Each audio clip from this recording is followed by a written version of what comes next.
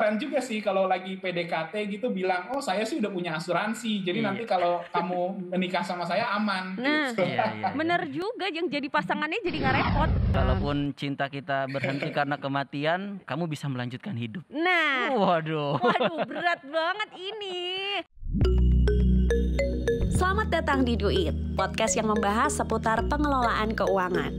Dalam setiap episode, saya akan berbincang dengan bintang tamu yang menarik dan juga para expert yang akan menjawab segala permasalahan finansial.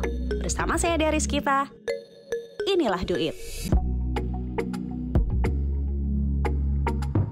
Bala Duit, apa kabar? Semoga Bala Duit dalam keadaan sehat. Dan hari ini kita kembali di Duit. Aku bakal bahas salah satu topik yang pastinya kita semua itu memperhatikan topik ini banget. Bala Duit ini pernah terpikir gak sih kalau misalnya terjadi resiko sama kita, lalu apa yang terjadi sama keluarga kita? Apalagi kalau kita Bala Duit adalah seorang kepala keluarga atau sebagai tulang punggung kayak teman aku di sini yang sudah hadir di studio bersama aku, ada Mas Aco. Halo Dea. Komika kenamaan. Apakah modal Mas Aco itu yang penting istri happy, anak-anak bisa ketawa karena kamu adalah seorang komika? Atau kira-kira gimana sih jadi kepala keluarga itu kan pasti bukan hal yang mudah. Iya benar. Boleh diceritain gak Mas Aco? Yang udah dipersiapkan selain cinta ya. Asik. Karena cinta kan ceritanya pondasinya nih. Betul. Cuman susah juga nih, cinta tuh butuh di maintenance juga, butuh di maintain gitu. Dan itu kan butuh uang gitu sesuai Betul. ininya kan. Nah makanya yang udah disiapkan tuh salah satunya saat ini sih ada asuransi, itu pasti. Oke. Kalau misalnya tiba-tiba sakit kan, terus ada apa lagi ya, tabungan? Ada gitu. Investasi ada, ya itu aja sih. Oke, tadi disebutkan ada asuransi, tabungan, investasi. Nah, aku mau nanya, kalau asuransi jiwa udah belum? Oh belum ada. Nah, sama kayak aku Mas Aco, karena aku juga Bala Duit baru punya tuh asuransi kesehatan. Karena dianggap itu yang paling kita butuhkan lah sekarang ini. Iya benar. Tapi ternyata Bala Duit kalau asuransi jiwa itu kan hubungannya bukan hanya untuk kita aja, tapi untuk keluarga kita yang nanti pasti kita tinggalkan.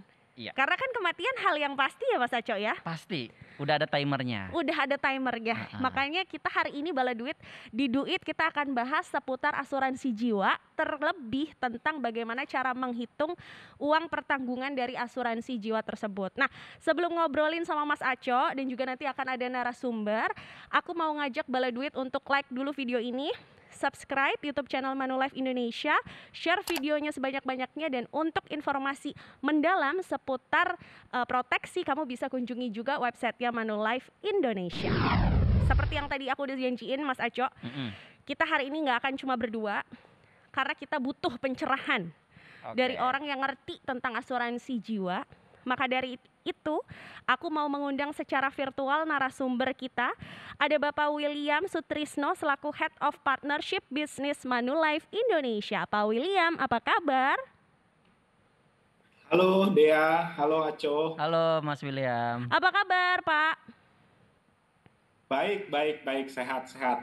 Dea, Aco apa kabar? Sehat semua? Sehat, alhamdulillah. Sehat, alhamdulillah. Pak Wil, mumpung ada pakarnya, hari ini kita mau ngobrolin masalah asuransi jiwa.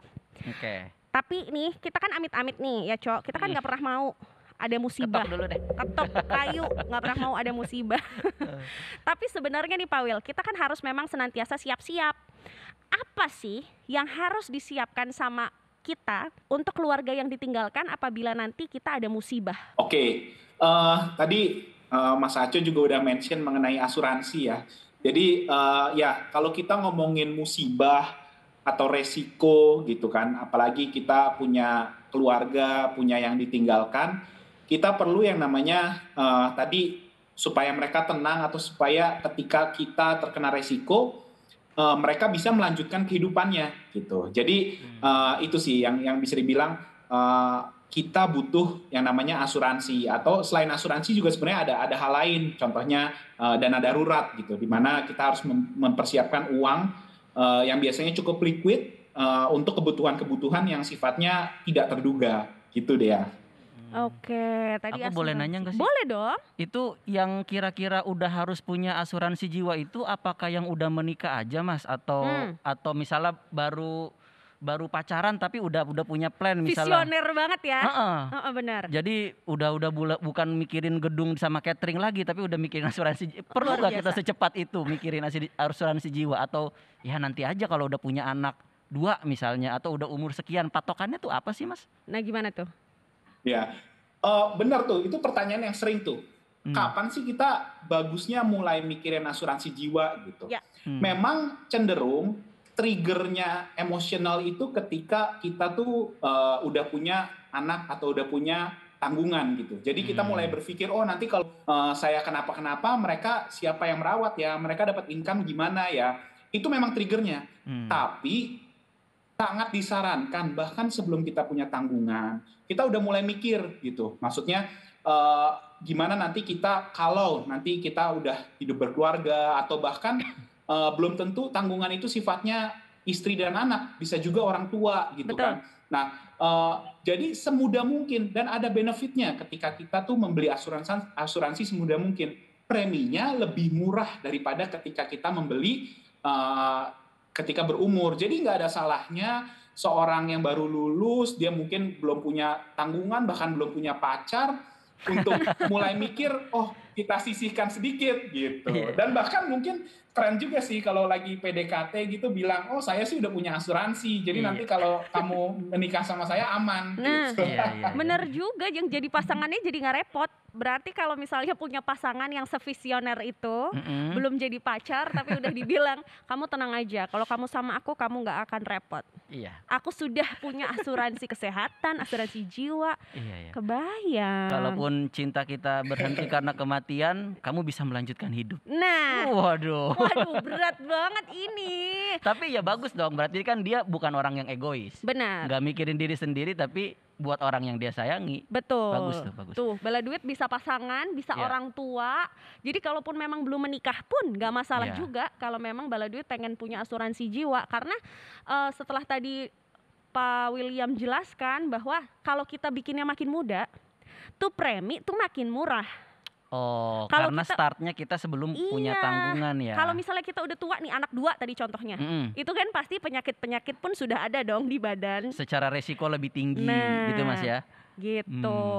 Dan tadi kan sempat ada kata dari Mas Aco juga bilang bahwa yang penting orang tersayang bisa melanjutkan hidup. Nah, Pak William, emang resikonya apa sih untuk orang tersayang yang kita tinggalkan? Kalau amit-amitnya memang kita harus meninggalkan mereka terlebih dulu. Oke, jadi yang paling clear itu contohnya kalau seorang bapak gitu ya, dia punya istri, dia punya anak 2, dan bapak ini adalah dia income earner atau breadwinner gitu, atau satu-satunya yang mencari uang gitu ya, mencari nafkah. Nah, ketika ada apa-apa sama si bapak ini, belum tentu meninggal misalnya dia sakit gitu, sakit kita bilangnya critical illness gitu, sehingga dia tidak bisa mencari uang lagi. Nah, keluarga ini kan yang biasanya dapat pemasukan kan jadi nggak ada pemasukan gitu kan.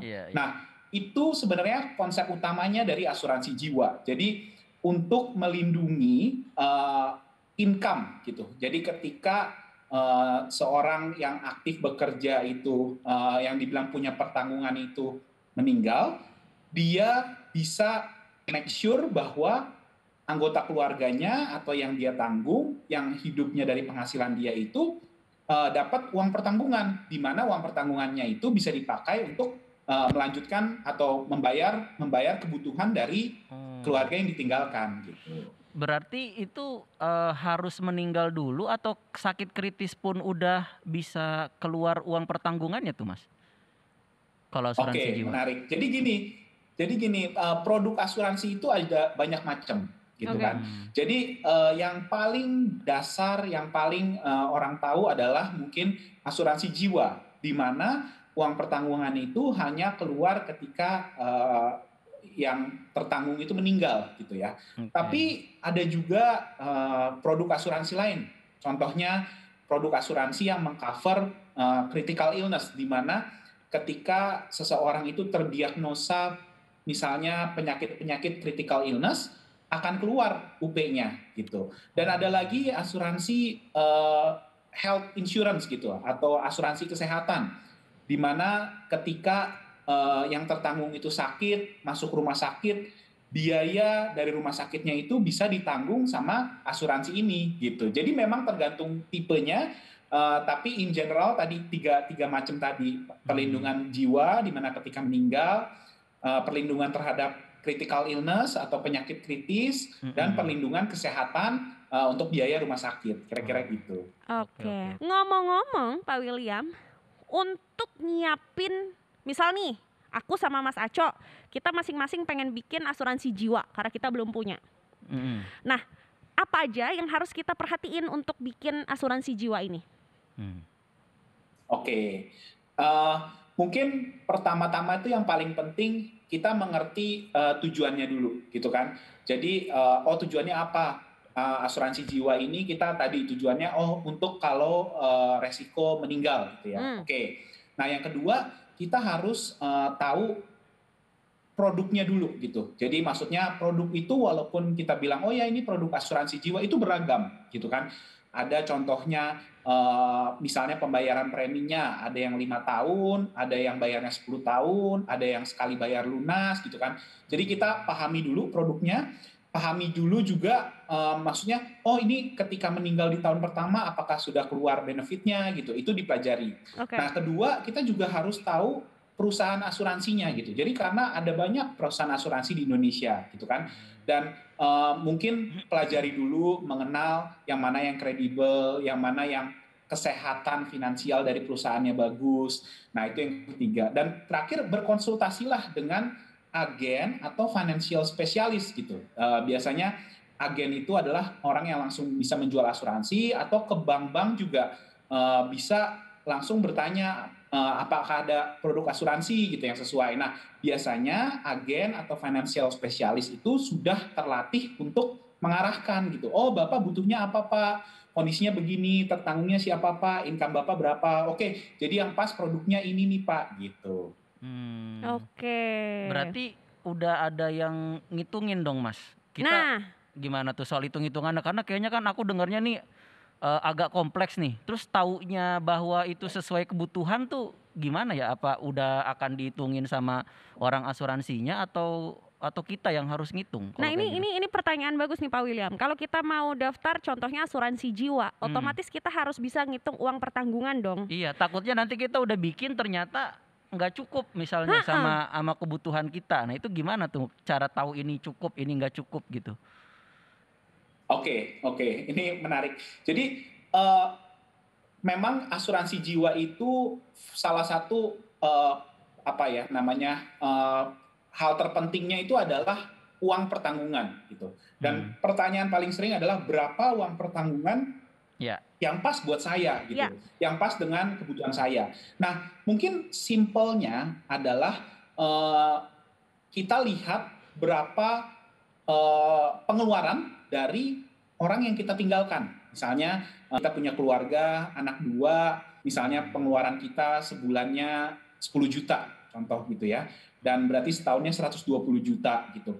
Nah, kita mau dengan uang pertanggungan ketika kita meninggal, keluarga yang ditinggalkan bisa memenuhi kebutuhannya yang 120 juta setahun, ya kan? Nah, oleh karena itu kita harus punya uang pertanggungan. Yang paling simpel, bayanginnya gini, uang pertanggungan itu bisa dimasukkan atau diinvestasikan ke bank atau diinvestasikan di deposito, menghasilkan bunga 120 juta setahun gitu. Nah, kira-kira dengan bunga 5% setahun, artinya kira-kira 120 juta itu kita harus punya uang pertanggungan 2,4 miliar agar keluarga setiap tahunnya mendapatkan bunga deposito sebesar 120 juta gitu. Jadi istilahnya kalau si bapaknya meninggal, dia punya uang 2,4 miliar, ditabungkan ke bank, keluarganya bisa hidup pakai bunga deposito tersebut gitu kira-kira. Ngitungnya gitu ya. Berapa tahun harus kita kasih spare tuh Mas? Misalnya kayak pertanggungannya itu harus bisa menghidupi keluarga yang kita tinggalkan tuh selama berapa tahun misalnya? Ada nggak hitung-hitungannya kalau gitu Mas? Oh ya, itu menarik juga. Jadi memang tergantung dengan misalnya contoh ya. Kalau aku ngelihatnya gini, anak anak kita umur berapa? Misalnya anak kita udah umur 13 tahun gitu. Kan kita expect dia sampai umur at least 20 tahun dia butuh istilahnya butuh pengeluaran yang dia belum bisa cari uang gitu. Ya. Nah, artinya dari umur 13 itu sampai 20 tahun artinya 7 tahun. Ya, mungkin itu adalah titik pertama. Tapi terkadang kita juga nggak cukup. Kita pikir, oh nanti kalau anak saya belum dapat kerjaan ke umur 20 gimana? Oh kita lebihin gitu. Jadi itu memang tergantung dari kita juga. Nah, saran saya memang ketika kita berkonsultasi dengan agen atau financial specialist, dijelaskan aja, oh anak saya umur segini, saya sih rencananya pengen dia nyaman sampai umur sekian gitu. Nanti mereka punya tools, mereka terlatih untuk membantu mengarahkan gitu. Oh berarti nanti akan dibantuin gitu ya Pak William untuk berhitung. Karena kan kita banyak orang awam juga mau buka pembukuan kita aja tuh kadang males. Bingung dan males gitu. Bingung dan males, berarti nanti sama agen akan dibantu. Kita cerita keadaan kita, nanti bisa dibantu dihitungkan begitu ya Pak William ya? Enak sih kalau betul dan nggak cuma uang pertanggungan. Jadi itu kan baru satu sisi adalah kebutuhannya gitu kan.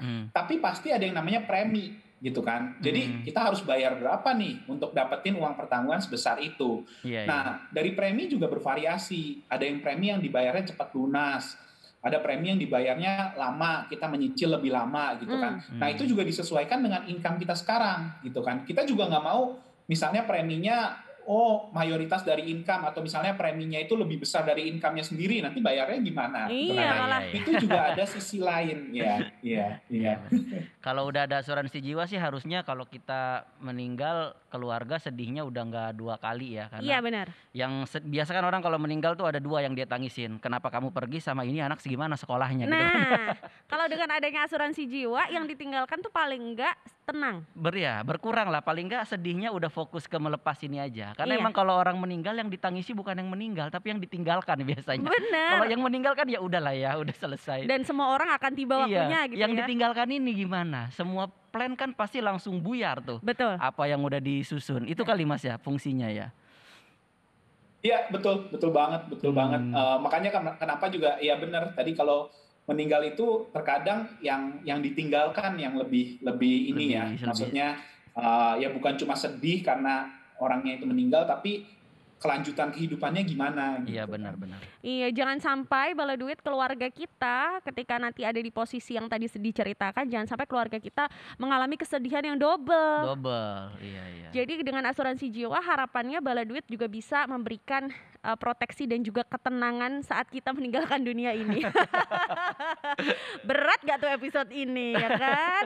Nah, bala duit semua untuk tahu lebih dalam lagi tentang memaksimalkan uang pertanggungan dari asuransi jiwa, kita akan bahas di segmen berikutnya.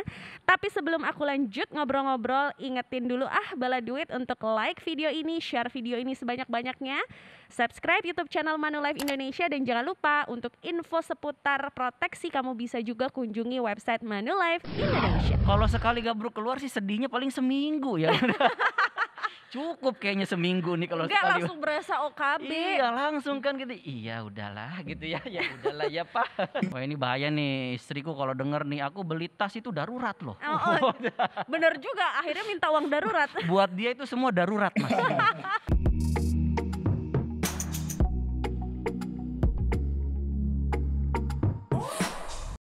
Dipersembahkan oleh